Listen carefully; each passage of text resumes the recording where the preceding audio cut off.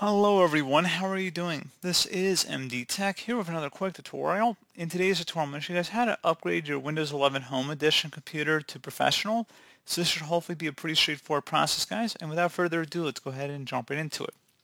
So this is assuming you already have purchased a legal retail key for 11 Professional, because this tutorial is not going to show you guys any workarounds. It's just going to show you how to upgrade if you have a product key that is valid. So we're going to go ahead and jump into it, and we're going to start off by opening up the search icon. Type in settings. Best result should go back with settings. Go ahead and open that up. You want to scroll down on this page and select activation. And then where it says change product key, just go ahead and left click on the change button.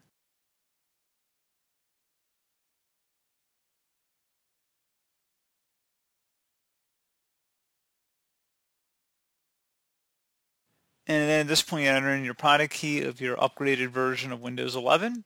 And that's pretty much it. So you can see the product key should be in an email from whoever sold or distributed Windows to you, or on the box that the Windows DVD or USB came in. So pretty straightforward process, guys. Do hope I was able to help you out, and I do look forward to catching you all in the next tutorial. Goodbye.